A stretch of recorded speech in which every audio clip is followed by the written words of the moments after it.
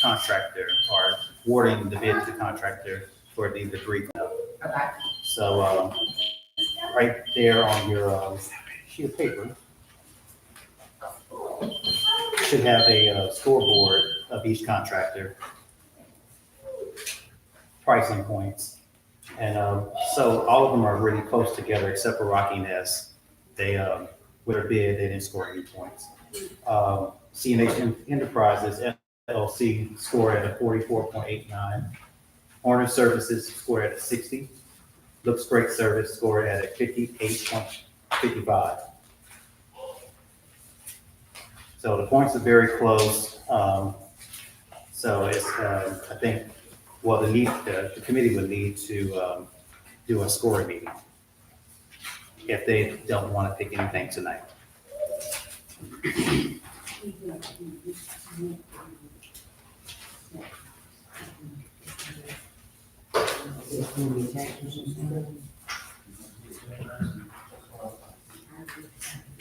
So can we make a motion on who to go with now?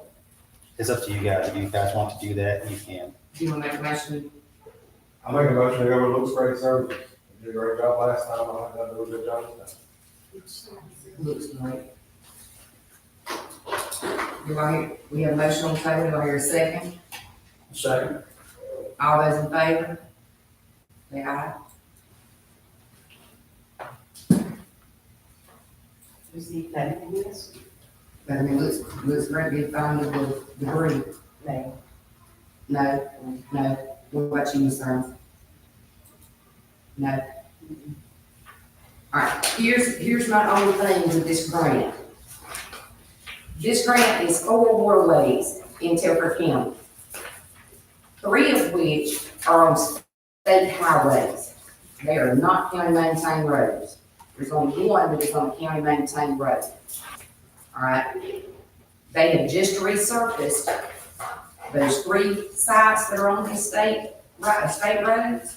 They just resurfaced both of these roads, 149 and 117.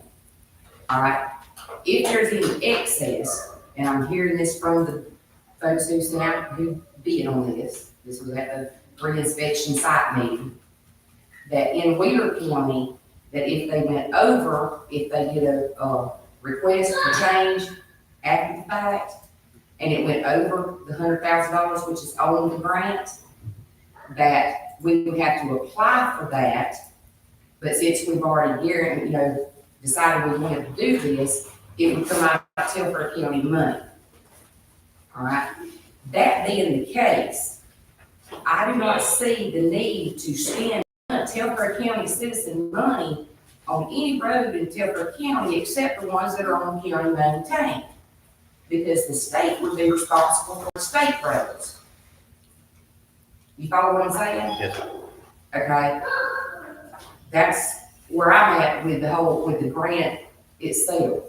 And this still doesn't guarantee us right of entry to those places. No. We have to get to the homeowner.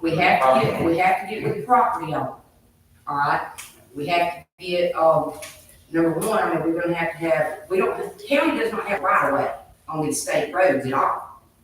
So we've got to get with the landowner for ingress and egress to see if they can if they're even gonna give us permission to enter the property. So there's a lot of things about this, and where's Jimmy? Right here, EPD, what did they say about this? I talked to Lisa Myler about what to do with the debris, and she said that, first of all, you might need a stream buffer variance to do the work, so you'd have to get that through Forestry Commission and EPD. I've already talked to the Forestry Commission, and I've talked with, NRCS. Both of those are on board with the buffers that, with that NRCS set in place with that. All that's good.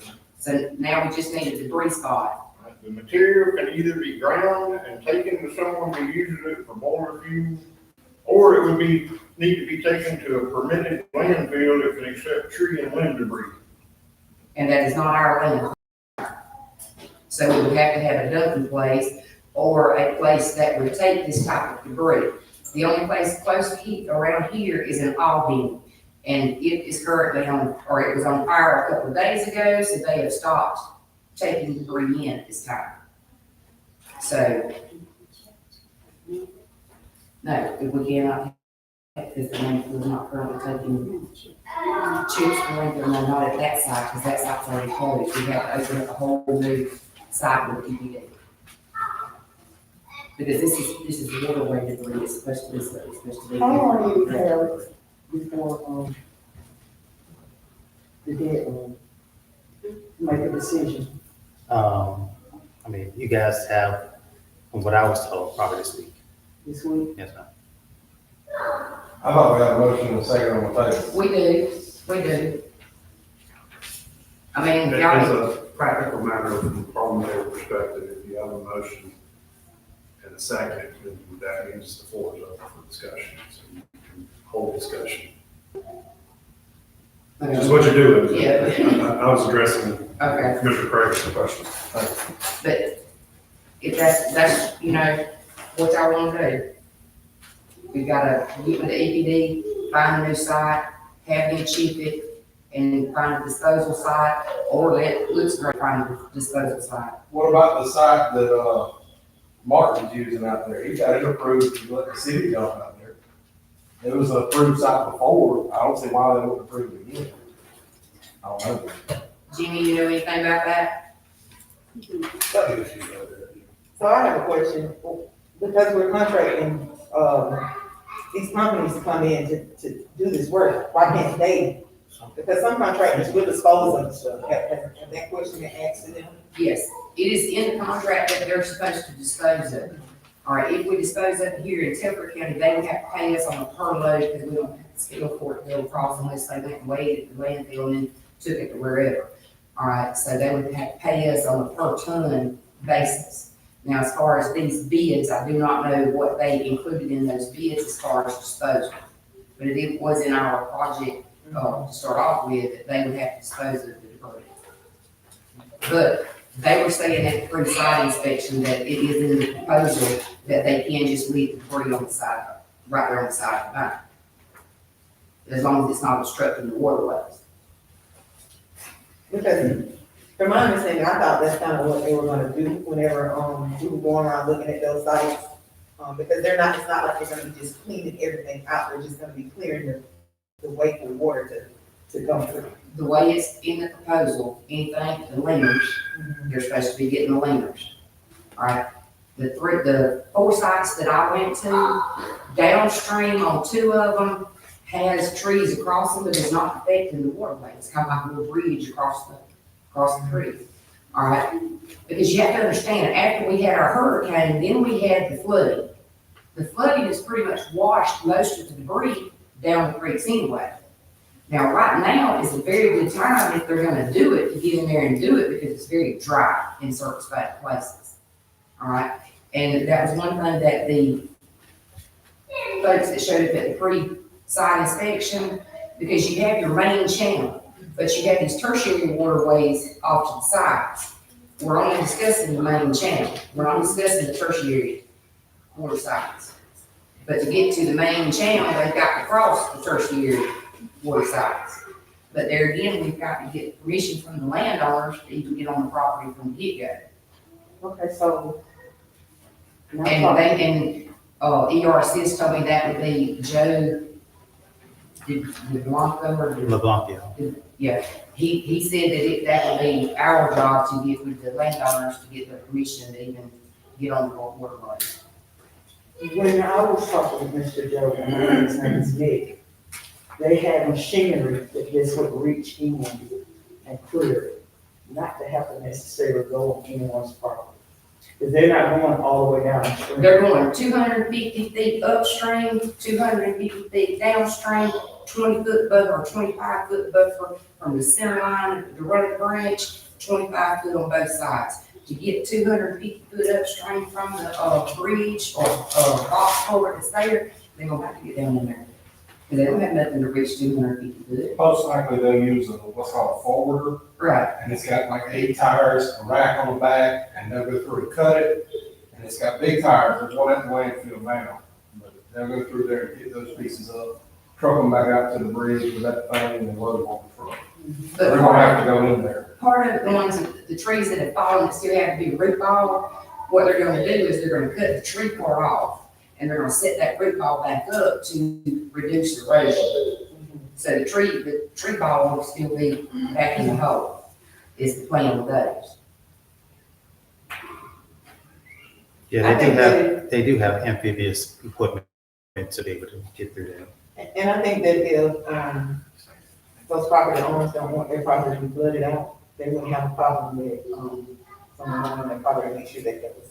Well, one of the sites that I saw is warehouses on both sides of the branch, upstream and downstream. Warehouses are not gonna mind as long as we're not messing up too much of anything else. There are some property line fences on the one, on 117 that's closest to Lumber City. There's a property fence on that one, that's on the one that's on Fishing Creek on Highway 117. There is a property line fence running down the side of the road that stops at the light pole, basically at the creek, at the butt of the creek. All right, and then the site that's on Turnpike Creek on 160, there is a property owner fence all the way up to the creek. To the creek. Luckily, there was no debris on that side, so we wouldn't have to mess with his fence. If we come in, we would come in from the other side.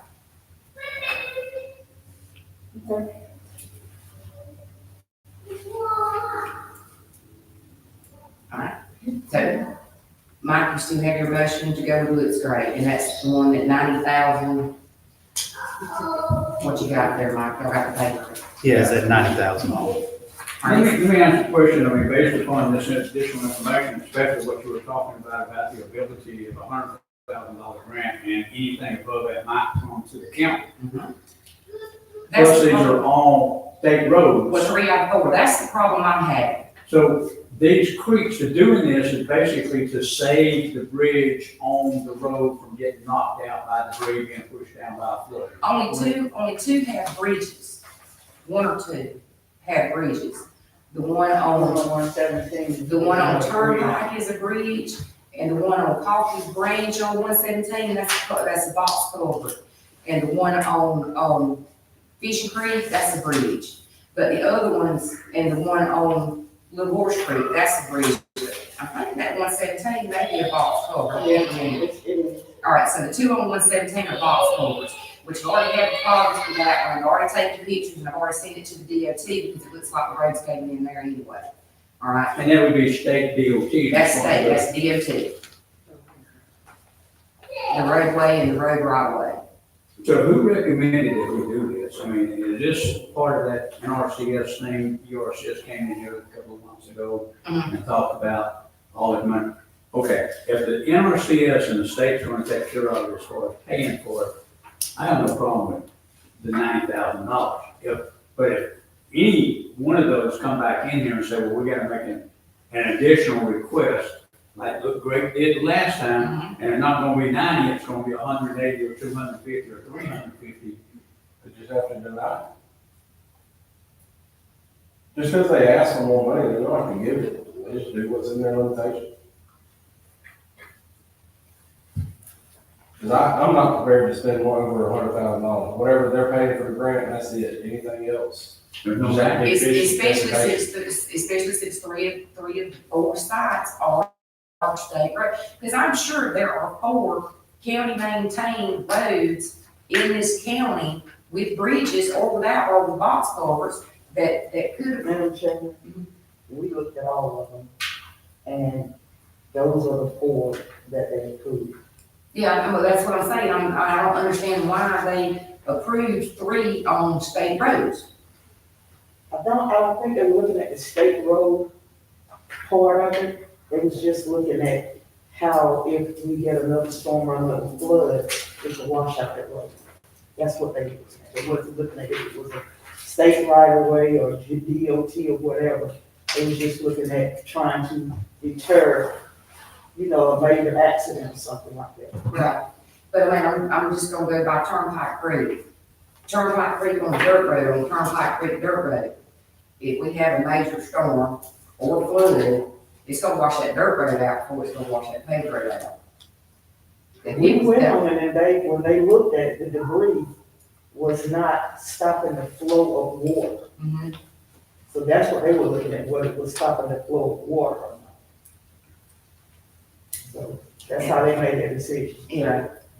But see, I mean, I went Thursday and looked at all of them, every one of them was running, which was standing. There's only one beaver dam across one of them, and. I guess at the time they were, but since we've had the floods and different things going on, some of them may have. You know, if they come before the flood, you know, I'm sure there's probably lots of stuff in there. Yeah, All right. Still have a motion in a second? Yeah, but so if we could do that, like I said, number one, no more than $100,000, go with that understanding to start with. We ain't paying anymore, we just refuse anything above that. Number two, we start with the county road and we get it done first. So then if they do run into a situation where there's no running money, then it's the ones on the state roads that don't get done. All right, hold that thought. All right, what happens if 2 of the 4 landowners say no? I don't have that information at this time. So would that just nullify the whole grant or half the grant or? I'm not sure. I would have to call Ms. Laurel on that one. Right.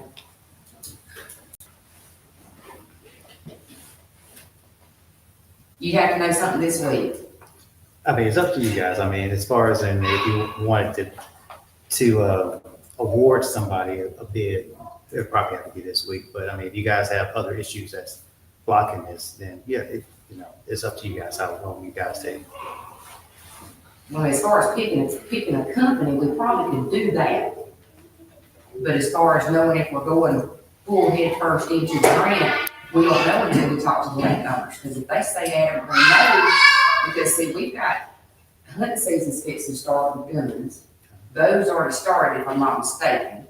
All right, guns is fixing to start. And these folks run around the creeks.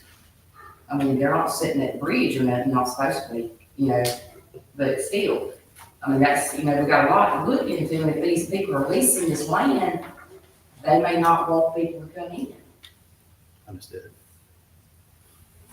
So do y'all want to decide on a company?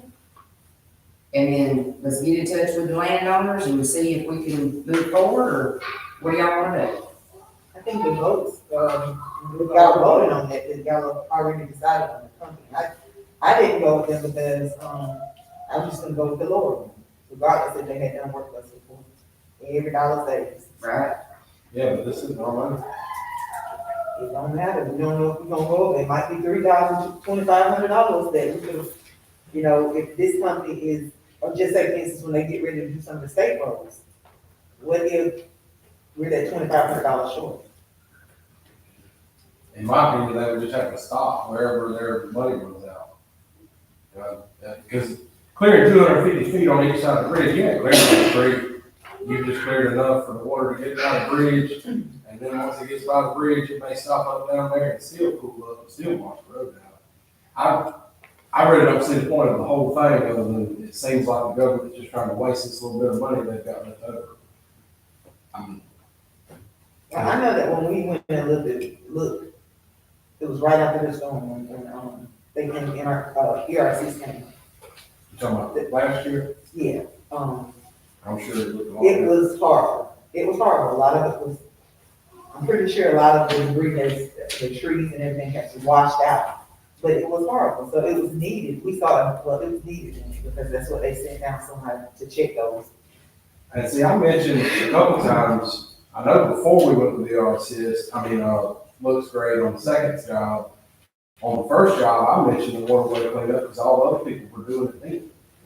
Jeff Davis and, Montgomery, Toombs County, some of them, they were doing waterway cleanup at the same time. It was like an add-on. I think Jeff Davis was ahead of the game on us than what we were. We were starting from scratch. Jeff Davis were already prepared. They also spent a lot more money than us too. If I'm not mistaken, they still got some money to come in. Well, the one on 117 at Fishy Creek, it's still got trees across the power line, and the power lines are, Jimmy said those were telephone lines. And so they've run, you can see that they obviously run new power lines on the other side of the road now and have basically abandoned these. There's still trees down. That's the only one that I saw that was like, yes, this, because it still looks like hurricane or through that storm. The rest of them, the other one that's down 117 at Coffee Branch, It looks the same way it's looked for the last 50 years that I remember looking at it.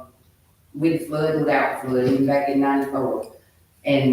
But the other two, I mean, there was nothing, so they were actually flowing on Little Horse Creek. It was actually flowing good. It did have a small beaver dam on it, but again, we can't track that because it's a state highway. The only one that, I mean, look, the one on Highway 160, which is the county maintained road, it looked good. It needs some cleanup on the sides, nothing that was obstructing the waterway. But the one on 117 on Fishing Creek, it could use some cleanup. Because it still looks like it did basically, other than the trees being topped off when the hurricane come through. Quick question. Anything that we can send a letter to those companies, whoever ran it, because they're responsible, it should be our responsibility to remove that. Yeah, if you know, we can certainly, Because we only have so many companies that. It had to be Wing String. yeah. Because that's all county folks have got, is Wing String. We don't have special companies, we don't have one for. Well, I mean, so the way telecommunications work, it may be somebody else, just. But Windstream would definitely know who, if not them, yeah, I mean, because sometimes they use, particularly when, Windstream's a relatively new company, it may have been originally named by somebody else, and they may still have an interest in it, it may just be used by Windstream, but I mean, regardless, Windstream is using it, then they should be able to tell us whose it is, if it's not theirs. Unless they buried some under the ground, it looks like it just went to like 4 poles and that's where the trees caved in and it just ends off. Yeah. So I don't know what they did out there with that. But anyway, EMC run their lines, Well, because they're new poles and everything. if Windstream doesn't know whose line it is, then EMC definitely is going to be, because they're going to have record somebody dying on the line. But that brings up a question though, if it's still down, are there people out there that still have service? And these people that live there on both sides of the bridge. So that do, And it's like two poles on this side of the bridge and 2 poles on this side of the bridge. And they anchor down and they don't run anything except those 4 poles and it's just, so presumably they ran new lines with the power. I'm just saying. What they typically do is that phone line is underground until it gets to the creek. They don't want to put it in the water, so they go up and across and then back down in the ground. But there wasn't none on the new side. Yeah. So the written is still working. Those people may not have phone service still, I mean, they may have all the EMC, power and using satellites or cell phones. So I don't mean to get us off the topic, but I was just trying to ask us, we ask it, so, are we gonna, I mean, because we have to vote. Y'all wanna go through with the grant number 1? I like the motion of the fact that, or that Mike made that form, it looks great. I like what he said about a max of 100,000, I like the fact that we go with county road first. I don't know what you have to do to make that happen, but if we do that, we can go with that, and you have to do the research for everything else. I mean, If it doesn't fall through with the landowners, I said we can mix the whole thing. If it does, If it does not, like if they say no, 4 out of 5 landowners say no, then strike it off. yeah, well, I mean, if they say no, then we can't do it. Right. So that's what I would need to know. If one landowner said no, I mean, go with the next one then. we'd have to, I don't know what we do. We have to get with your assist on that. I know they call it right of entry, and I know during the hurricane that some places they were compensating to go in and to mess something up. I don't think this is that situation. Pretty much just asking them, saying, hey, can we go in here and clean up this for the waterways? And if they say no, I think they're kind of out of option. Right. I don't know that. All right, then we got a motion, we got a second, we voted to go with Woodside. No, Carla was no, and Nakia was no. Ms. Carter, what did you say? No, she said no. I guess, we're gonna go to this, right? All right. Next, Mr. Ernie Rogers, he's gonna talk to us about the INODIC engineering, doing gas. Best I can. We advertise for engineers for overseeing the project design. And 3 engineering firms turned the bids in, the score sheets y'all have. The price is down at the last part of the score sheet. Each one of the 3 say they can get the job done in the time. When the grant expires, they say they would get a first order in would be to get a plan for what we're gonna do, because we're still gonna attempt to apply with the state to, instead of building 4 new fields, to do other work out there at the rec department to repair what's out there and make other improvements. So that's gonna be the first order of business for them, that being the design all of it. I've got a question. Okay.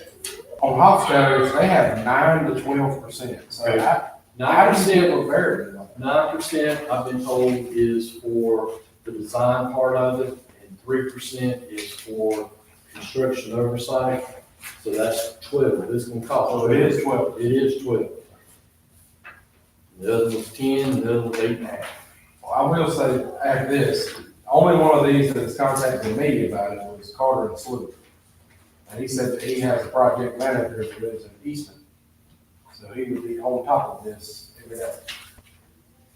Hofstetler, I know they came out here and they met with us, they walked the place.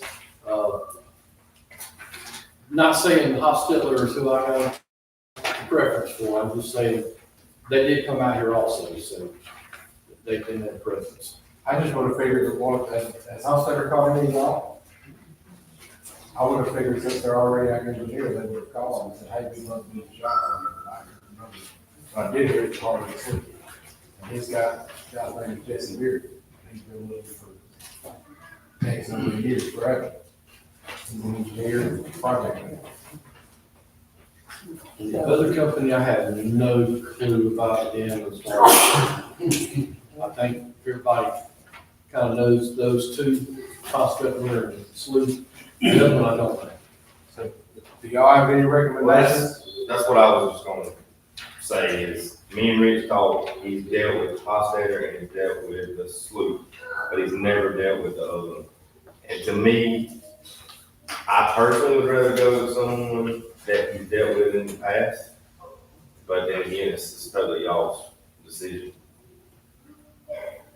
And you said good things about both of those, so. Yes. I did meet with the Hofstadter guy, I guess, maybe a month ago, and we just kind of went over a idea of what we had in mind. He was gonna go ahead and start getting some stuff ready. I have not talked to the other guy, but I heard, like I said, good things about both. But all throughout the proposal, they've worked for municipalities and counties, so they have experience. Is there any of these 3 that don't have experience in this? Or didn't write it down, or, you know? The one that was the 8.5%, it looked like their experience was kind of more in the, hadn't taken on a project this size before. So that may be why they're a little cheaper, and they, not necessarily you get the best deal for the cheapest deal. Well, I got a question for Rich. Don't ask. This 10 or 12%, this is coming out of the grant, Yes. or is this part? So it's not part of the match, we don't have to match the match. I make a motion to go with Hofstadter.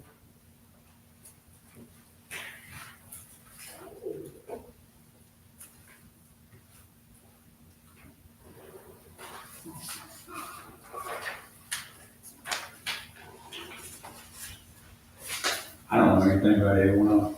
I guess, viewpoint to me, so Go whichever the majority goes. Yeah.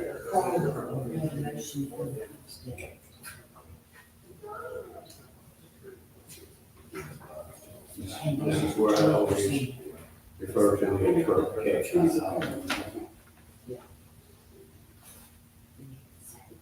I hadn't got a second.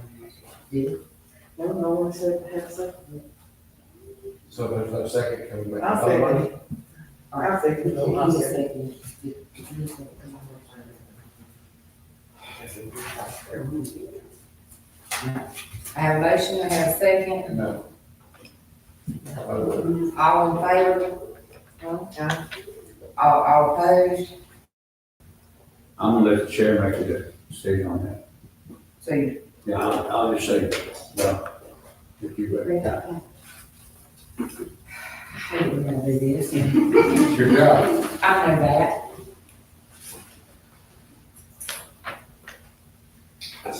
2% more money can go towards the project. We're just talking about percentages on the other ones. Please don't just talk about the percentage of money and stuff. Well, that's what we just talked about on the sheriff's stuff. I can't talk about it on this.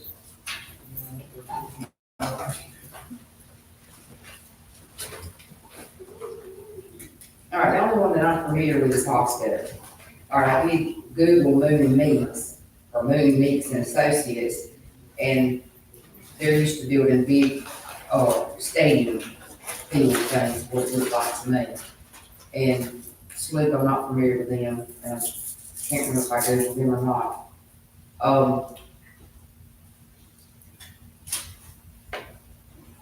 Let's go with Hofstadter, since we're familiar with them. Thank y'all. Just for the record, I'm not impressed with how it's at our landfill at all. Because we were supposed to have approval in July. Still ain't got no approval, still ain't heard nothing from them.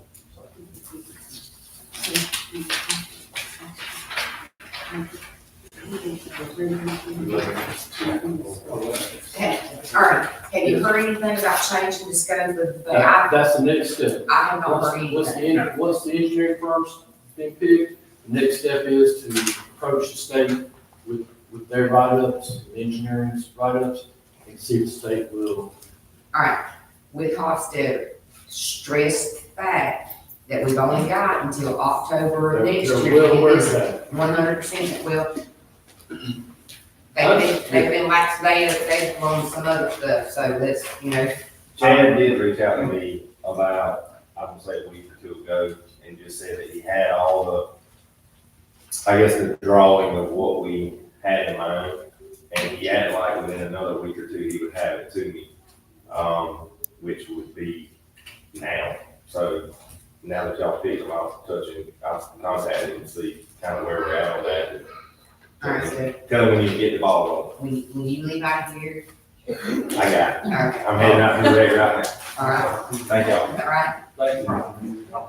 Madam Chair, I work on 2 other of these grant projects with Hofstadter. They're well aware of the deadline and the cost procedures. Okay, all right, so I'll we put need, them at our landfill then. yeah. I Yeah, don't- when you I'm like glad that, you when you know like that that. fire, Sure. fan it a little bit. Yes.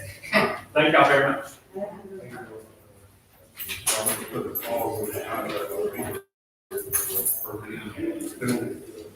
Yeah, that'd be great. Yeah. So we're paying them every month, right? Now we're gonna move on to unfinished business, and we're gonna go to the committee reports. Do you have anything to report about the community development center building remodel, other than they're doing it? Just that they're moving fast. They're doing a good job so far. Only got a few discrepancies, and he's addressed most of those. I got one more I'm calling about tomorrow. The wall's over about 4H. Used to have some paneling when they patched like a door or a hole or something. And it was in our agreement, they were gonna take that panel off and put drywall back to make it match the rest.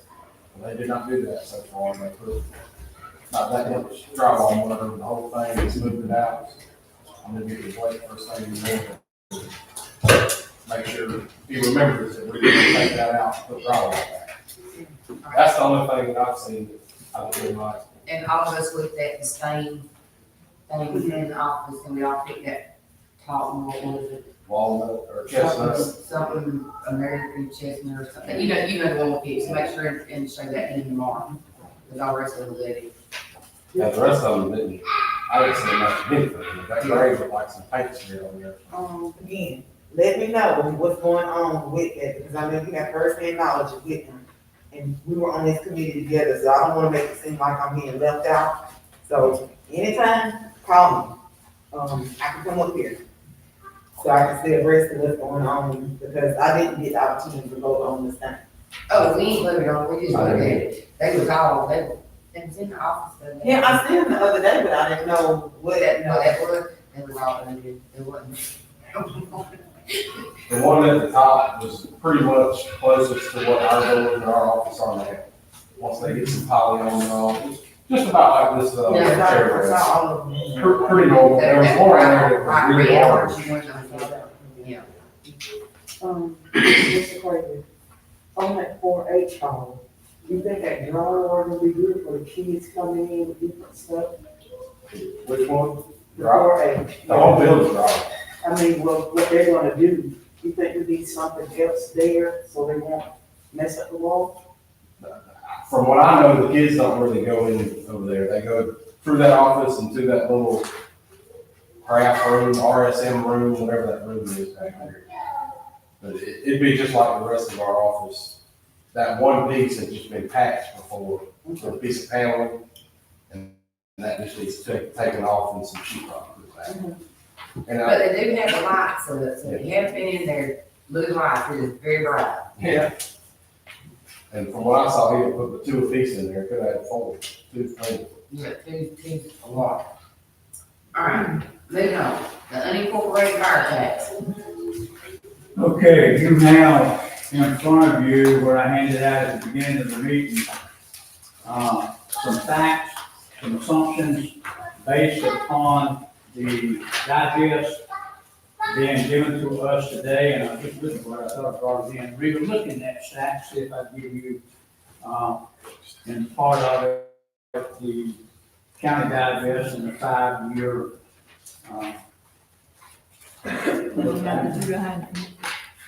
You talking about this? yes, thank you. On the facts here, yes, please, thank you. And I asked her to hold on, I've got these facts and options as presented, if any of you want them, she can hand them out to you. To the commissioners, the chairman, attorney, clerk, you can see what I've done is I just put the facts in. We talked about this briefly, the working measure, we didn't have exact numbers, we got exact numbers now. Based upon it, we wanted $500,000 to create, organize, equip, and manage 24-hour station. Fact is, we received $410,000 from the 25-26 budget and the insurance premium tax revenue. The insurance premium tax revenue has been historically put into the general budget, which is for countywide use, even though it's supposedly only to be used for unincorporated. Based upon the Telfair County recently released 2025 digest, one meal equals $338,755. That was just put out today by Rick Wilson. The required rollback or notice of tax increases from 2024 millage rate of 15.35 to the 2025 millage rate will be 14.493. That would be what the new millage rate would be if we do the rollback. Another fact is if the commissioners elect not to roll the millage rate back, it will equal a countywide tax increase of $263,721 or 5.32%. That is per Chris Milton. Fact, if the insurance premium tax is removed as the commission, the unincorporated fire tax committee basically talked about doing, it would pull that $410,000 out of the budget, but it would offset the $500,000, and the county then would only need to raise $90,000 to do what needs to be done. To raise that $90,000, it would require a 0.67 millage rate to the unincorporated citizens only. That would raise the $90,000. Fact, McRae Helena, Scotland, and she already pay a millage rate That is what this comparison form that I sent out was, based upon a house being appraised at $100,000. If you look at that, you'll see what's being paid now. And in fact, if we remove the $410,000 from the general budget, the revenue board would have to be replaced by the entire population of Delaware County. Those are facts. Options or solutions that could be provided with some that the committee came up with. And in that, one, don't roll back the millage rate. That will give the county $263,000. Keep the millage rate at 15.35. Then create an unincorporated only millage rate of 0.67, which will raise the 90,600. And then raise the entire county millage rate by another 4.35, which would mean the new countywide millage rate would be 15.785. That's one option. Option two, do not roll back the millage rate, 263,721, keep it at 15.35, then create an unincorporated only millage rate of 1.08 mil. That then would keep the millage rate, the countywide millage rate, at 15.35, and create a new unincorporated only millage rate of 1.08. The third option, roll back the millage rate, create an unincorporated millage rate of 3.25, which will equal to 409,802, which would replace the 410,000. Ladies and gentlemen, I'm not the only brain in the room, I'm not the only brain in the commission. These are just options that I came up with based upon the facts that we have. I know that we don't have to vote on the millage rate or any of that kind of stuff, it's not on the agenda for tonight, but these are things for us to look at as we move forward as to how we are going to fund the county fire department and address property taxes that's going to do that. So that's basically a presentation update based upon the facts that was received, and we all should have got this copy of the millage rate rollback from Christmas today. Okay. Just like we need to go ahead and have another committee. Absolutely, I agree with you 100%. Play some more options and see what else we can do without. Very good work, written down, very unfilmable, good job. Thank you. Yeah, it was very clear. All right, you might say that we've been in the meeting. And on that committee, we're gonna bring the fire chief, brothers and fire coordinator.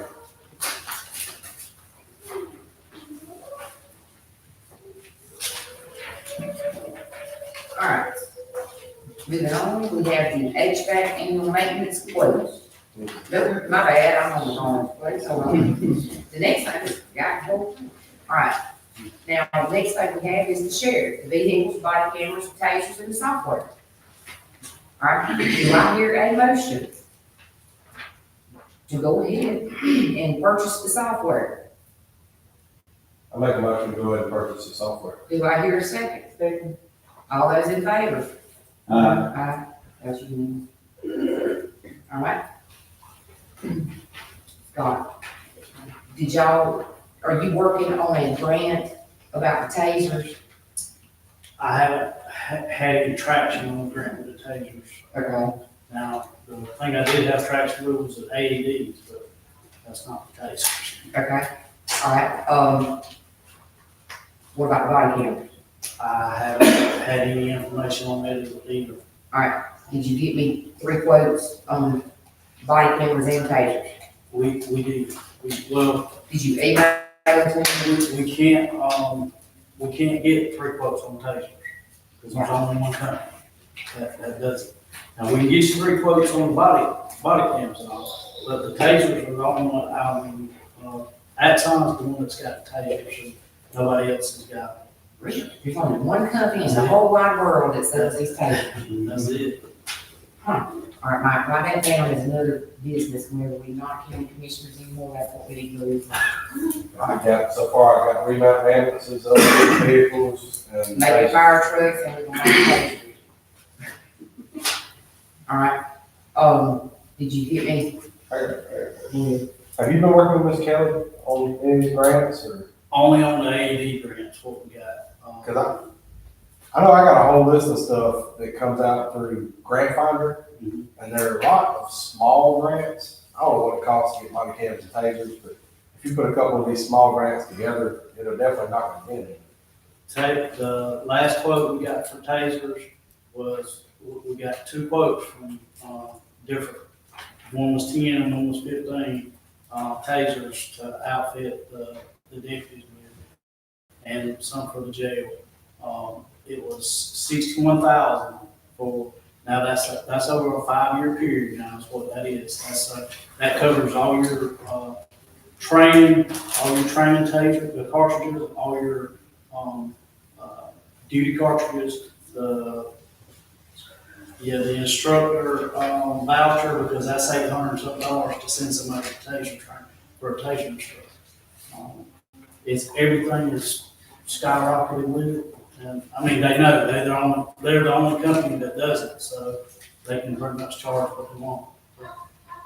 It's become a necessity to have. But 60,000 was one quote that we got. Now, that's not a current quote, so it could be a little bit higher. As far as the body cams, it wasn't much different. It was about the same. The quote was about the same. That was with a company called Lenslock. That was the best one that we saw with that. Now, with Axon, the same one does the taser, they're a little bit higher as far as the body cams. I don't have that exact quote, but it's a little bit higher. And they would run a little bit higher because, like I said, they're the premier company. So I think that's all we had on that was 2 quotes for the body cam. But it's going to run about the same, about somewhere there about.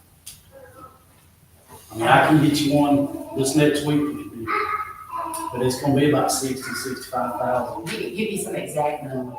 Okay. Give me some exact numbers on that.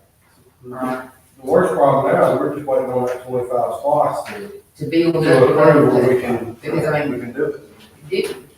did we or did we not go ahead and approve, or we still have to vote on the 2 vehicles that he wants? Yeah, we gotta wait on all that. Right, Till we get the money with the, cause that 119 that's in 25 spots, that's before it's distributed out there. right. So, y'all gonna have to decide what you want first. Right. All right, Well, basically, our body cams are breaking down. Our body cams are old. We pieced together all the watch guard that we've had. When the PD upgraded to new ones, they got a different kind. They give us their old ones, and we've been working off those. But I mean, we pretty much run out of parts and run out of. We're kind of, we don't have spares, and if somebody's goes out, it just goes out. You know, a body cam, in my experience, it's helped clear a bunch of discrepancies in instances. So it's become a necessity as well. like I said, figure out what you want first, Okay. get me the exact prices, and as soon as we have them built up, then we can vote on that to do it. And also, can you check into, justice assistance grants? I'm not sure if that's gonna be anything allocated towards the local level, but it's called Justice Assistant Grants, Justice. JAG. If you want me to, I'll call Miss Bonnie and show her that thing that I've got, the little, what they call micro grants, Right. and seeing if she can't maybe put 2 or 3 of those together and knock a dent in some of this. And That'd be great. I'll call her tomorrow. Also, she contacted me on a public safety grant, and I just put in $20,000. That's one of those that shows up on there. And it's under There's one for Homeland, it's under the Justice Department. And also, you may want to check with the Chief Association, Police Chief Association, They have one coming up in October. and they'll supply you with all your body cams and all that stuff. They just done Macon County on that, the Sheriff's Department. So I guess my question is to Ron, when Ms. Bonnie is applying for these grants, should this go before the board first? Because we don't know if this is gonna be reimbursable, or, I mean, or, if there's a, match. Right. Well, so the sheriff is a constitutional officer. The sheriff can apply for and receive grants regardless of whether the board agrees with it or not. As a practical matter, if they're going to be asking for contributions for it, it would be appropriate for them to tell us they're applying for grants, but they're not. They don't have to go to the board to do. So this word per se geared towards the sheriff's department. It was just the entirety of Tilbury County, like if any departments are applying for grants, should it come before the board? I don't think Other than the sheriff's that, department. honestly, before it's accepted, it should come before the board. In terms of applying, I don't think there would be a requirement for the applying process because, and I'll say this from experience of having worked on several grants is you can turn them here and other places. Many times part of the application process, if it's going to be a substantial grant, they actually require the county government and the ultimate responsible to sign off a letter of support. Okay. And so, if it's part of the application process, absolutely, but I don't know that you need to have a requirement for applying for a grant, because certainly before it's accepted. Yes, and usually I'll say this, most of these grants are written such that, for instance, I'm just gonna pick a random non-constitutional officer office, let's say the magistrate court, was giving a grant. They would usually require a signature of the chairperson, the board commissioner, the county manager, whomever the executive was, to sign off on it. So, I've seen very few grants that don't have a requirement. But would that have to be, just say for instance, the magistrate, you say Ms. Bonnie wrote a grant for the magistrate. But before it's granted, does that not have to have approval from the board of commissioners? Usually- The chair signs off on it. I would say 95% of the grants I've seen do have a requirement for that part of the grant, except this portion. Because usually what they require is some sort of attorney certification. And that usually means that, particularly for like magistrate court or any office that's under the board of commissioners, that the county attorney would have to be one sign off on. And now let's say there are some outliers and small grants that don't have that, but usually they don't have matches and things like that, because what they ultimately want in those grant awards is you have to show if there is a match that you have the capability to do the match. And so most offices in the county cannot show that. For pick senior citizens, if they're going to get a grant, and they have to show they have the financial wherewithal to do the match, or they have to provide documents that reflect that. That's going to mean, almost as a matter of just facts, they're going to have to get the county to say, yes, we will support this grant and match. Okay, thank you. I just want to add to that. I remember when Ms. Bonnie said that she would only apply for what we could afford.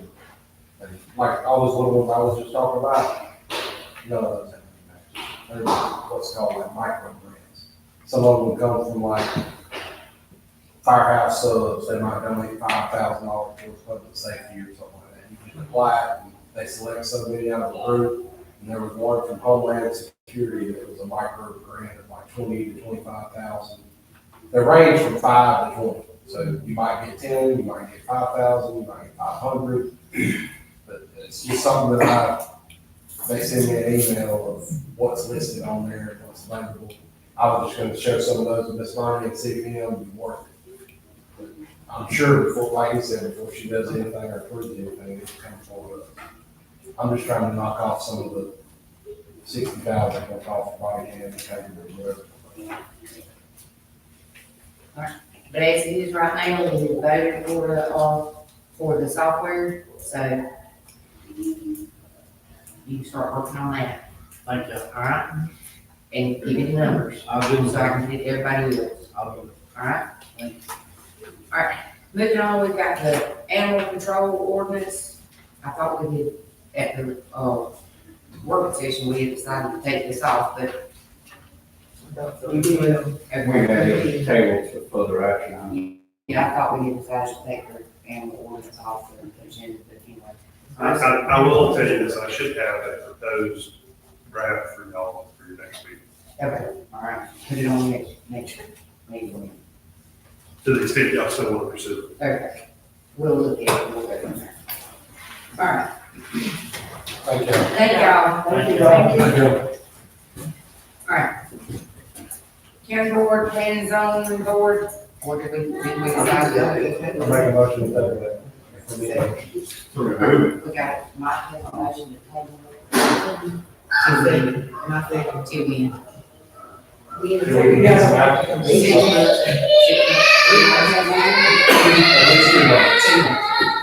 And Kia seconded it. Is that yours? They haven't come in. Jimmy, you can't shut the door. You can't shut the door. All right. New business. Courthouse access.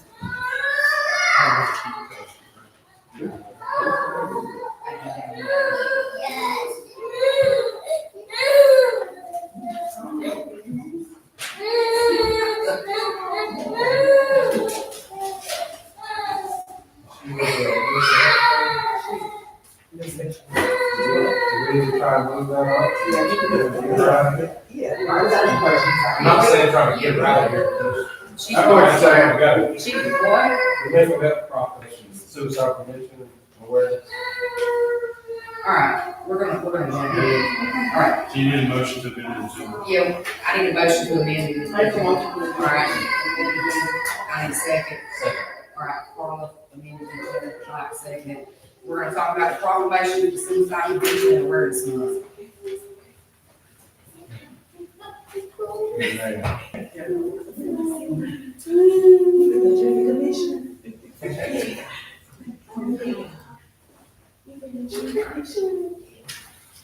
All right, I have a proclamation for the suicide prevention and awareness month.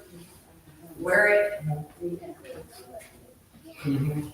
Okay, all right. Whereas suicide is a leading cause of death in Georgia and affects families and communities across our state, including here in Telfair County. And whereas the state of Georgia has acted to strengthen mental health resources through the Georgia Mental Health Parity Act, Senate Bill 403-2022, and the 988 Suicide Crisis Lifeline, providing access to crisis support and prevention services.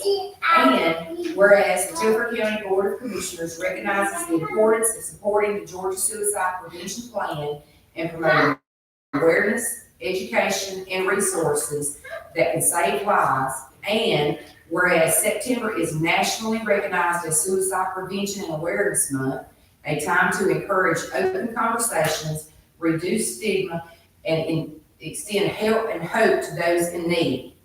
Now, therefore, be it resolved that the Telfair County Board of Commissioners does hereby proclaim September 2025 as Suicide Prevention and Awareness. Should that 2025 be out there? Okay, all right. September as Suicide Prevention and Awareness Month in Telfair County, Georgia, and calls upon all citizens to join in supporting suicide prevention efforts in the community. In witness whereof, I am here to set our hands and cause the city of Telfair County to be affixed the 16th day of September 2025.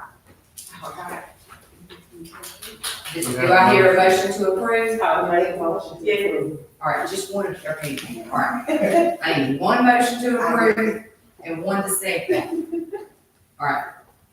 You make a motion to approve. Susan? Second. All right. You and Mike. Check off the vote. All right. I have a motion and I have a second. Do I hear a vote? Everybody say aye. Aye. And just to give a little background, if I may, Chairwoman. Mrs. Sandra Tate, she does a lot of things within the community, a lot. You know, we presented you with the, mental health proclamation a few months back. So she's doing a lot, making a lot of strides within the community, and I believe in giving people their flowers. And here, thank you so much for all that you do in the community, and you're doing good work. Thank you very much. Thank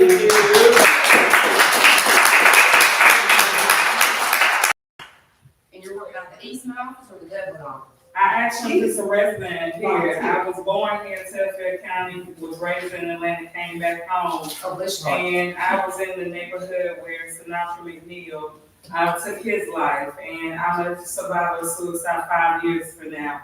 And it gave me a platform to speak, to share my story and talk about the things that I've been through, especially since coming back home even, and just trying to be better. So I've been putting on a series of events for the community. I know quite a few faces have seen me often. So I'm just very grateful that we have the support of the county on our back now. And I thank y'all so very much. You're welcome. Thank y'all. Thank you so much again.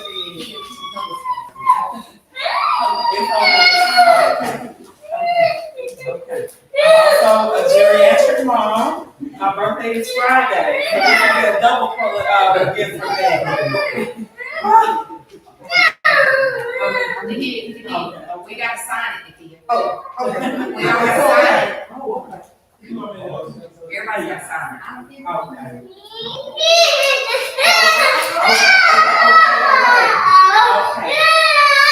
Thank you all. Okay.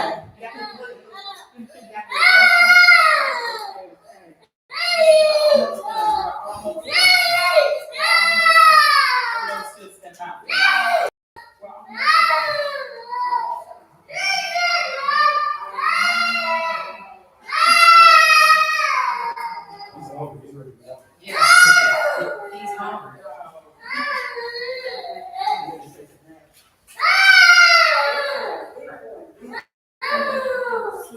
Okay. Can she come out and pick you up tomorrow? Okay, and just figure out what time, and we'll all be there, and, okay, she's got to put a seal to it and everything, can you come by the office and pick it up tomorrow? Yes, ma'am, absolutely. Okay, what time do you want to come? Whatever time's available. 9 o'clock? Sure. Okay. Here. No, over at our office. Okay, I'll be there. All right, Thank y'all. thank you. Have a great night. Thank you. Thank you.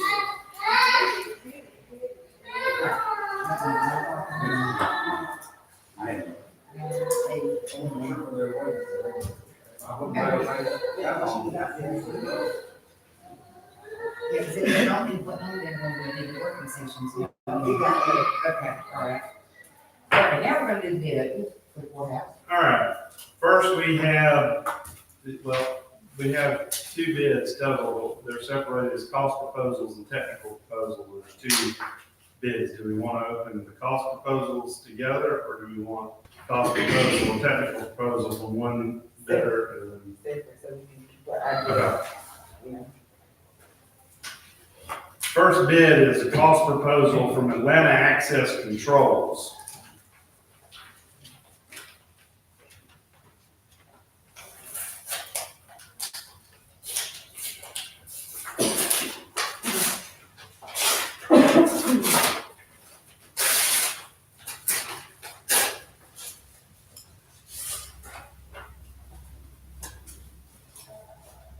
Total bid of Atlanta Access Controls for a cost proposal is $63,341.50.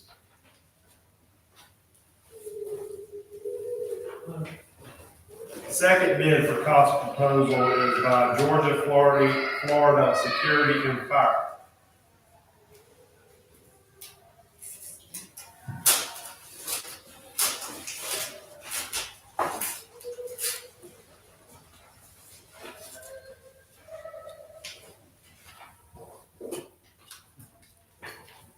Total cost proposal bid by Georgia, Florida Security and Fire is $95,668. $63,341.50. What's the difference between cost proposal and technical proposal? Well, the technical proposal is probably gonna do, the cost proposal is what it's cost. Say that again? A technical proposal, how they're gonna do it, how they're gonna work, who's in our technical proposal, who's gonna be in charge of the project. What the project consists of. I've never seen bids done that way, but that appears to be what it is. So that's just plans on how they're doing it. This is just plans on how Atlanta Access and Controls are going to do their proposal, and I'm assuming that Georgia Florida Security and Fires is the same. We shall open it, confirm the same. I will say this, we had 10 different companies or more show up. And only 2 of them, What about that country that you was talking about over here? we can't accept it, because it wasn't in this, they didn't show up. We can't accept it in this. Right. If we decide to rebid it, then they could come to that one. But The technical proposal of Georgia Florida Security and Fire is not a numerical proposal, it's just the supporting documents for how they would do what is in the cost. You had 10 people come and look at it, 10 different companies, that's probably 20 people, some of them brought 2 or 3 people. right? And this is to do the fire, or the, All the keypads, the locks, everything they gotta do to put the push button stuff back in, the badges and all. out of 10 people or 10 Two people. companies, we only had 2 make a proposal. 2 of them sent in bids. And the first price is not far off of what that security blanket up there to do. You know, because they sent in that bid and they want it, and then they upped it like $10,000 once they got in here and said, oh, this is gonna be more work than what we thought. And then we said we needed to bid it out this way. So that company did not rebid. Now, No, because they said they were waiting on me to tell them when the bid was. That's not my responsibility. We put it out for DOAS. I mean, 10 other companies showed up. Okay. And I can't help that he didn't see it or didn't know about it. I mean, everybody else did. I just wondered why they weren't in the bid process. That's good. I mean, if these are the only 2 we got, We either refuse it and rebid it or go to war. and we've been working on this for 10 months. For a long Well, time. first time sheriff brought to our attention that it needs to be done. And this is possible. So before we bid before we accept the bid, because we haven't read what all they're gonna, because we don't want it to come back to something like the other bid and say, oh, well, we didn't think that was included, and then we're gonna add an additional amount. So how do All these were all told the exact same thing. I told them you're ripping every bit of the wire out and you're starting from scratch. You treat this like there was nothing in here before. Not using nothing that was on the wall. All you can use is the same wire chase they did. They all know that this is a historical building, that they're gonna respect it. but the other company that bid that first time, they didn't. They didn't actually go up Well, and look at what was there. When they got here to They just look, take a look. they just came and put their eyes on it. They didn't go in and start digging in and looking. All these other people looked, and they were thorough with what they were. So they should know. They should stick to that. But something changed. What they should, and the fact that they sent additional to show how they would do it, is that what that second packet was? You open one and said, this is what we're gonna charge you to do, what we're going to do, and the second packet is, this is what we're going to do. So what we're going to do must at least line up with what we put out in the bid specs. Can I see the, technical proposal for Atlanta Access? I mean, I'm just concerned that they send us an additional packet, says this is what we're going to do, and what they're going to do doesn't line up with what we want them to do. Right. They were all explaining the exact same thing. And I told them what the other guy had went through, whenever he got up there and started looking, that there was more work than what he thought. First guy, when he did it, he bid off of being able to pull off old wire. Right. I told him flat out, they would be able to do that, because they're all hooked together. Is that what I'm thinking? Yep. That's it? Yeah. That's what, Georgia, Florida had in there. This is all just background and stuff. Let's see. Most were the back, maybe where they, what they're gonna do. And Georgia Ford don't really say that, it's got some brochures about equipment This is just a sales brochure on the equipment. That's all this is in the back of this. And they all got to look at the building plans, everything.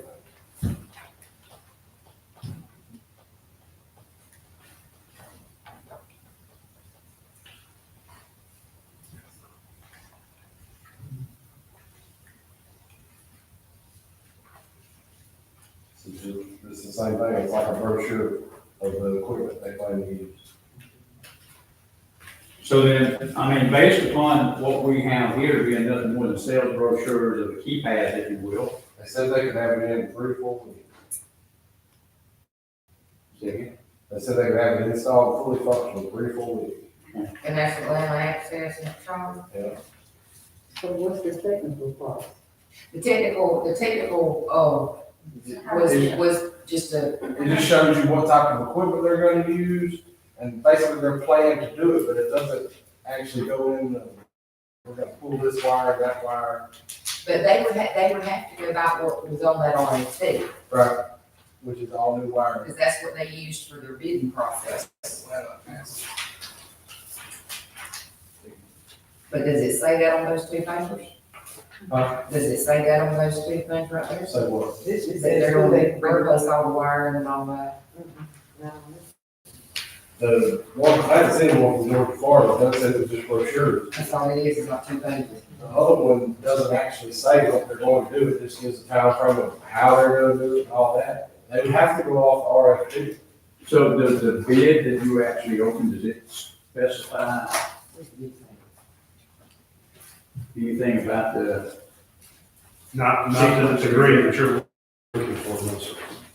Not to the degree that you're looking for, no, sir. okay, It's essentially an invoice. okay. But like you said, if they have to meet the bid specs, and our bid specs was specific enough to say that the wire had to be removed and replaced, not just patched. Brand new wire. And they have to honor the historical nature of the building, they can't come in here and put wood chases up and run new wire on it.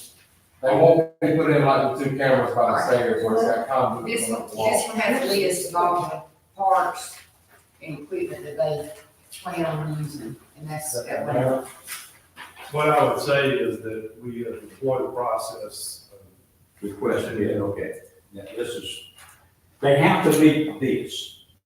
This is the request for proposal, the specifics of it. The last couple of contracts that we awarded, we've employed an actual written contract by a preparer. And one of the things that incorporates in it is the bid packet itself, and says that you have to meet the specifications contained in the request for bid, which is an attachment to the contract. And that prevents them from trying to say, well, we didn't know, or we didn't. That's what they're agreeing to do, is to conform with the bid requirements. And what was that you mentioned earlier about putting into, There's a generally a per diem penalty in the contract that I've, sort of the standard contract that I've sent over for use is, it has a provision in it that you shall meet the deadline that we've established, or there's a liquidated damages penalty per day. And I'll say that the first time we employed that, or I've employed that, was in use with the asphalt company on the repaving project, and it has sort of spurred them to act in a more timely fashion. I like It that. says that estimates are only valid for 15 days from the date of issuance. It was issued on 9/2, so it's only good till tomorrow. But here's what I'm ready to do. I'm ready to make a motion that Atlanta Access Control, we accept their bid for the $63,241 based upon the fact that they understand the bid specs. From the RFP. I'm aware that's very vague in itself, but, based upon what Mr. Craven did with the inspection when they came in. But we need to get this done. We've been dragging this on for a year. So You made a motion? I made a motion, we accept Second. and accept. All those in favor? This is coming out of 19 slots, correct?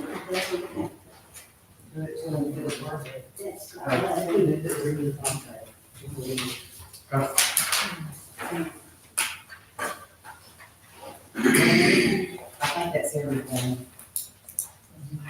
Okay. All right. Now, we will do the HVAC annual maintenance quotes. I'm gonna take, I swear, okay? All right. I'm sorry. There we go. We're gonna do the bid opening for the 2025 team. First bid is from Mount Vernon Bank.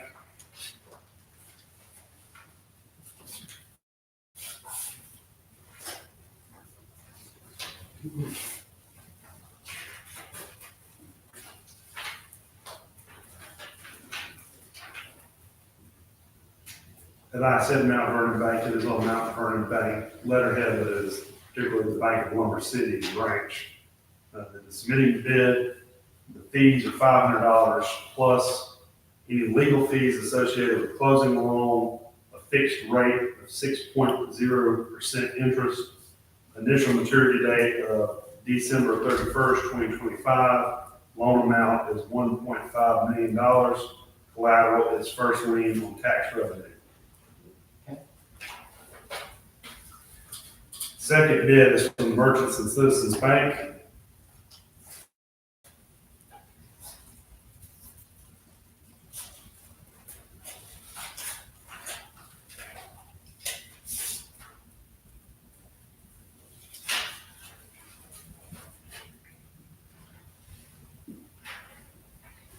Interest rate is 4.57% fixed interest rate, no loan origination fee. Initial maturity date of December 31st, 2025. Collateral is first lien position on tax revenue. There's no requirement of legal fees or anything of that nature being paid as part of the loan process. Third bid is from Security State Bank. Oh, you can give us the amount. 4.57%. No. 1.5 million. Yeah, We're all buying it, they're all. They're all, Okay.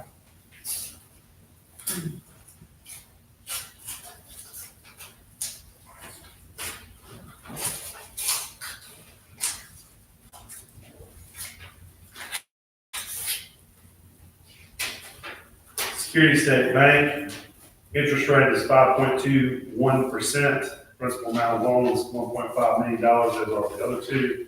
Initial maturity date, December 31st, 2025. Collateral is first tax anticipated lien. Loan fee is $0.00. There is no requirement of paying any legal fees or anything of that nature noted in the bid. It's 5.21 fixed. Does not specify 5.21 fixed or variable. I make a motion for us to go with Merchants and Citizens for the, amount of 1.5 and a fixed rate of 4.57. second. All those in favor? Aye. You got one. And I'm on the HVAC, man. And All right, now, let's do the HVAC annual maintenance quotes. before we do that, I will say that I called for me. Okay. I had them add the other 4 units that they were missing off there, which includes the elections building, the fire department, the voting building in Milan, and there was one more unit somewhere, I can't remember for some reason. There was 39 units of them. And they dropped their bid by $200. So they wanted to be competitive on this maintenance, and I have since learned that not a lot of other local companies like doing maintenance on big projects or lists like that. All right, do I hear a motion, all in favor to go with any of the company, which country we have? Make a motion to go with Premier. Second. All those in favor? Aye. Amir, unanimous. Mike, all right. Visual aids, the Xerox copier for the tax commissioner. Do I hear a motion to continue using the copier the tax commissioner has now? The same company? Motion. Second. All those in favor say aye. Aye. All right. Combining the probate and the magistrate. I make motion for us to table it because we can't do Can't anything. do anything, right? Right. Well, take it off the agenda for right now. Wait a minute, I thought we talked at the work session that this was a process that needed to get started because it would be something that would take time up until the end of this. Am I not correct on that? Yes, you got 3 more We don't years. deal with 3 more years. And it don't matter if he comes out and somebody else goes in, you got to finish that term before it can take effect. That is correct, and I would also add that you could go ahead and have the legislation done this next session to accomplish it. That's And that way people have certainty as to what offices will be open and will not be open. So there's not a downside to going ahead and at least having the discussions with the local delegation. That being Representatives Hagan and Atlas and Senator Tiller. So, do we make a motion here and then take it to them, or do we take it to them and then come back and make a motion? I would suggest that you have a motion to authorize the chair to speak with the local delegation in an effort to seek their support in combining those 2 offices. I made that, go ahead. No, go ahead, you want to make it? I made that motion, or go ahead and put that process in place to speak with the legislature. Second. All those in favor? All right. Got it? All right.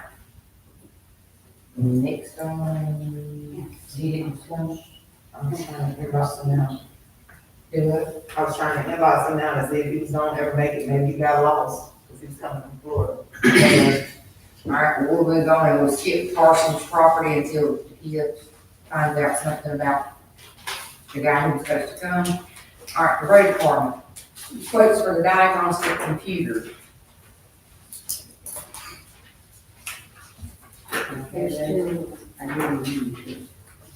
All right. Do I hear a motion about the diagnostic computer? One was for the heavy equipment and one was for the pickups. And this is 2 different pieces of equipment, and we will want you to get both of these for him to be able to do what needs to be done. Basically, he can hook these up, when you take your car to the shop and they can hook it up to the computer, and it will tell you what's wrong with it, which direction you need to go. That's what these do. But this was not a choice between these 2, this was both of them. One does the heavy equipment and one does the off-road. Okay. So based upon the lengthy conversation we had about this on Monday night, I'll make a motion to go ahead and purchase these pieces of equipment so that our road department can indeed start doing services on all vehicles in the county. I'll second. All those That's for both of them. Right. All those in favor? Say aye. We're looking at T-Splosh, discretionary? Discretionary property. Alright, So it can't be paid out of T-Splosh? That's. Discretionary. alright. The next one was the pole barn quote. And my computer won't let me open any of the attachments. I did talk to a company about it, and I think the best way for us to go, because I only talked with one, and he said it was over 30,000, which wasn't much, but I think the best way to go is to put it out for local bid, like in the paper, on Facebook, keep it off DOAS, so you don't get people from all over the state, because there's so many contractors right here local that do these. All it is, you buy the kit, comes with metal trusses, you put up the post, put up the truss, you put metal on top, stuff. We're going to specify what kind of pole barn we want, 6x6 pole, metal post, the whole 9 yards. I texted it the other day. Going off of the size of it, you would need 8x8 posts set in concrete, which is, big. Then you would need 60 foot wide by 100 foot long. And if you put metal purlins on top of it instead of 2x6s, you can go a 20-foot span in between the posts. Okay. And 26 gauge metal instead of 20. If you want to see the results of Not poorly having to communicated requirements, come and look at it. Just believe me, I wanna see, when we get ready to do the bid on this, especially for local contractors, it needs to be down to what side of nail they're gonna use. And just from personal experience. I'm with you. That's. But I agree, it should be, That's about the amount of specs you can put out there. The 8x8 post, the truss kit's gonna come from wherever it comes from. You know, there's only a certain number of companies that build those trusses. The metal is gonna come from somewhere around here, because there's a few companies around. The only thing you really specify is whether you want it on light poles or you want it on 8x8 posts.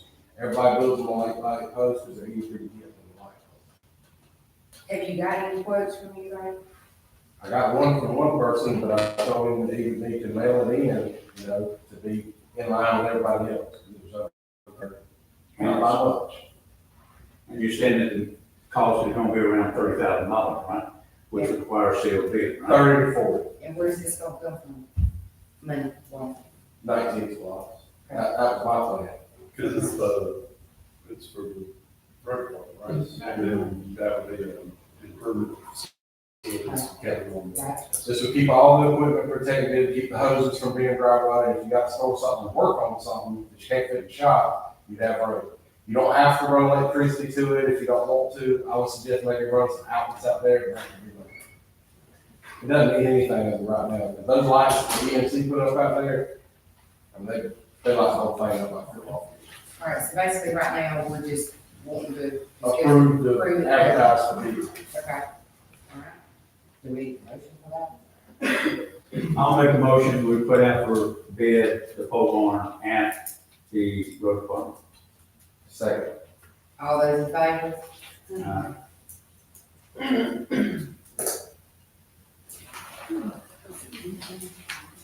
Mike, you taking care of all this? I'll send Nancy the specs that I just found out. And we're gonna set a certain date and then have a, special call meeting to get that done. Probably. I would say, you know, 2 times in the local paper should be fine. You can put it out on Facebook. And I would just prefer to keep it off of DOS so you get more of the local contractors. Okay. You know, they'd have to still be insured and bonded and all that stuff like that. With a time limit, Right. not 6. Normal contract would be either 30 to 60 days, you know, whichever, just like we did for the community building over there. We put a 60-day time limit on it, and if they need extension, they request it. I don't know if they need it or not.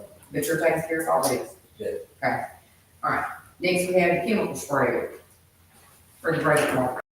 The brake department was wanting a chemical sprayer because the DOT has suggested that we get one that we can spray around the bridges with. Joseph, do you have anything to add to that? I mean, it needs to be done, if not, they gonna go, state's gonna go fussing about it, which they have in the past. From all the ones that I see, I would go with the one from Northern Tools, because they have a store up in Macon. If we had a problem with it, we go right there and complain about it. And these are all basically the same 200 gallon. They're all the same. I think they've all just about got the same motor on it. They're all Honda motors. I think. So I have a question. Is that something that you can get from Fortune, like the Fortune possibly has? They don't have any sprayers like that. I make a motion to go with Northern Tools for $41.99. Second. All those in favor?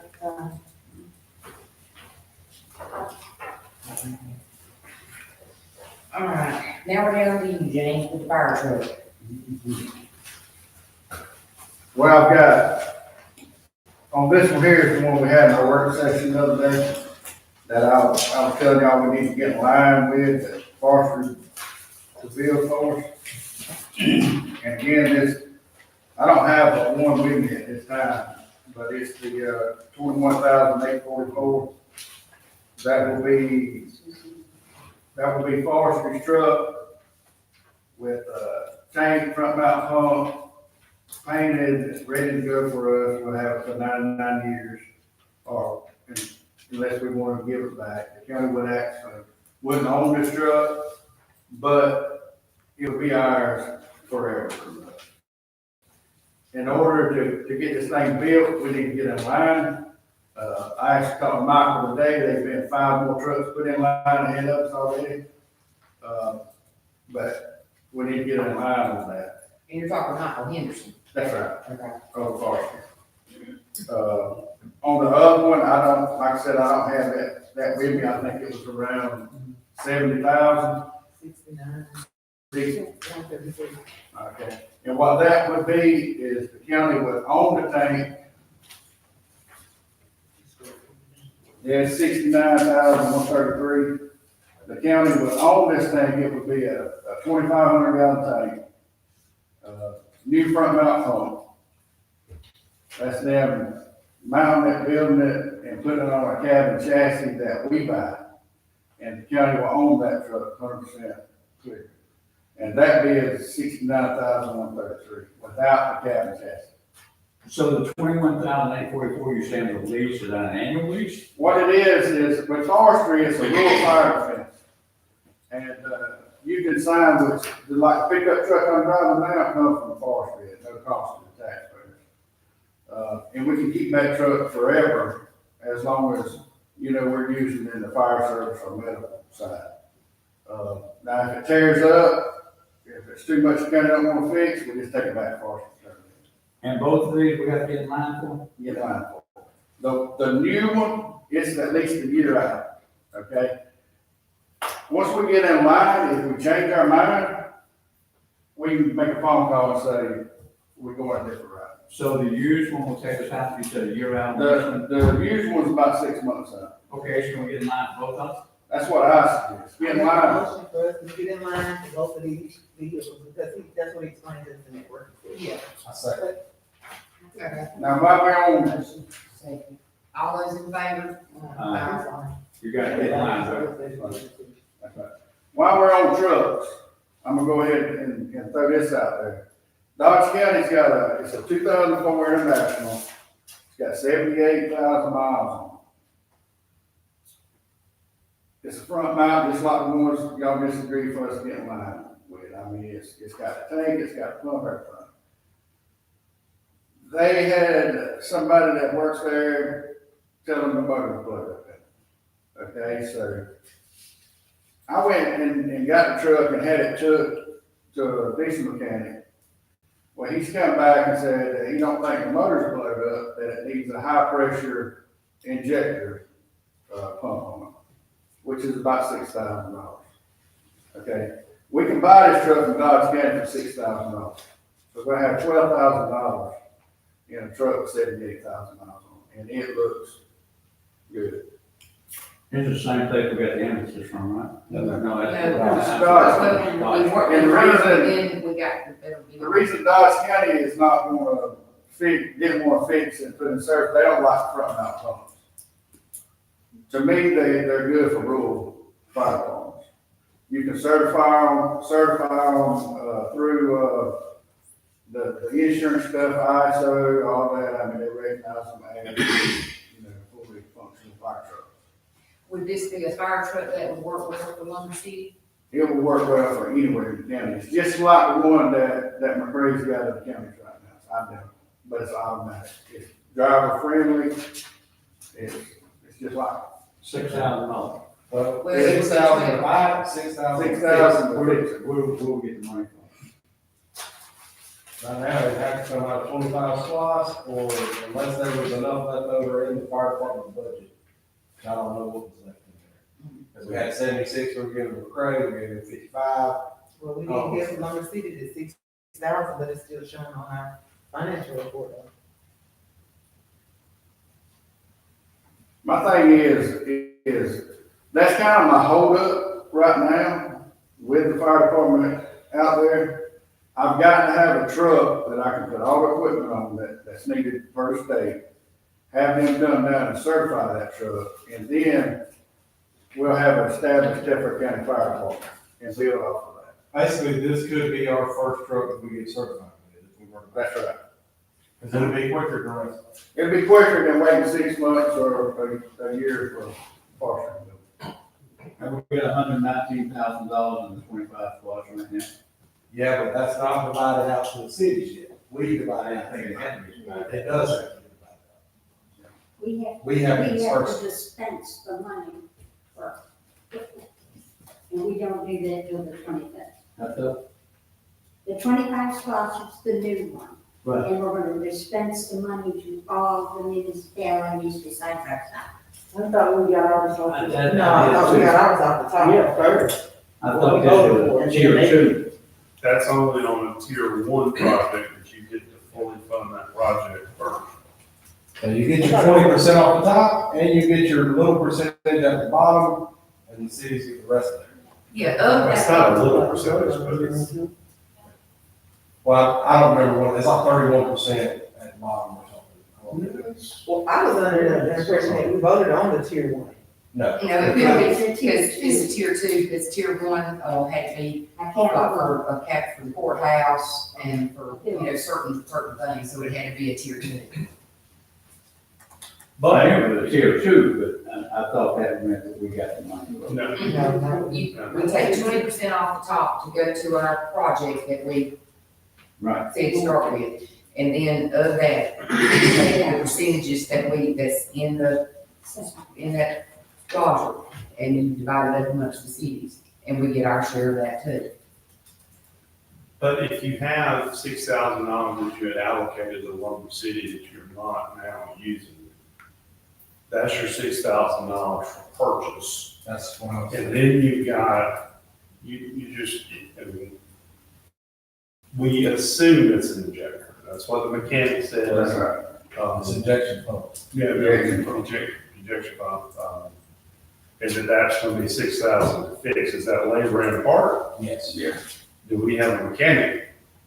Because the county mechanic can't do that, so you would only need to allocate $6,000 from the 2025 SPOS to parts and labor to get it running, so you probably have that in the 2025 SPOS, just based on the rough numbers.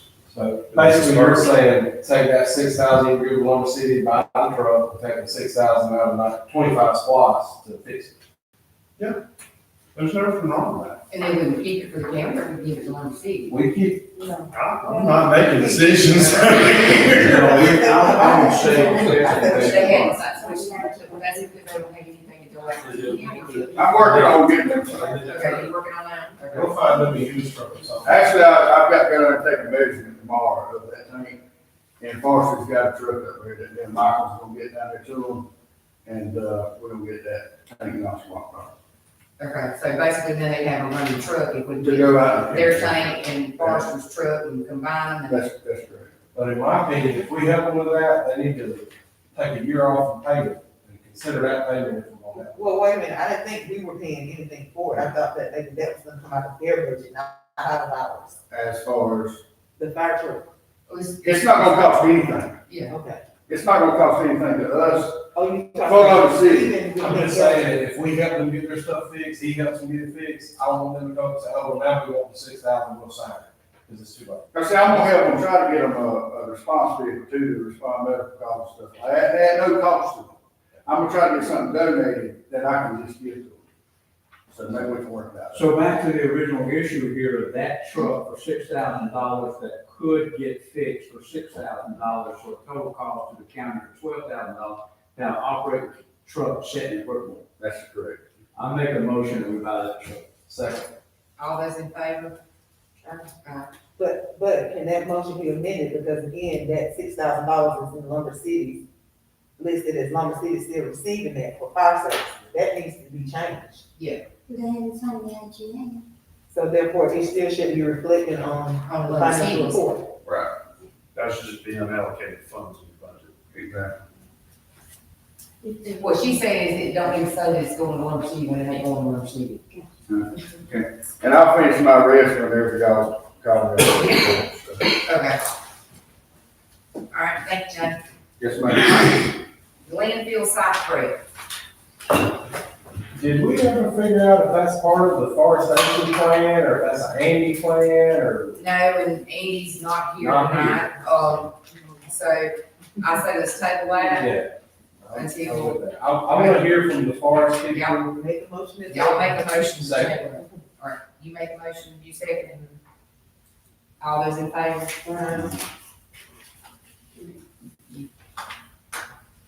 All right. The senior center van, I wish I would have asked Scott before he left if he called the locksmith. They lost the key, or can't find the key, whatever. He's gonna call his locksmith guy, which does all of their stuff out here and get the key. Then Jack's gonna come back and check it. They came to check it and they couldn't find the key. Okay, well, what is she using if they can't find the key? He's still using her fan right He's talking about this van now. here. This fan, the one we were gonna give to. He's talking Oh, about- okay, all right, I'll get you. Sorry, I should've said that. Well, wait a minute now, she's using her personal vehicle. Yeah, she used my brother. Car's not been fixed on the van at D&D, so what do y'all wanna do about that? What I can't understand is what's stopping her from using that vehicle. Is Well, it- if that's what y'all wanna do, Because, and not fix it. It's just leaking I just need traffic. to tell them. Because B and D said it was gonna be $500 something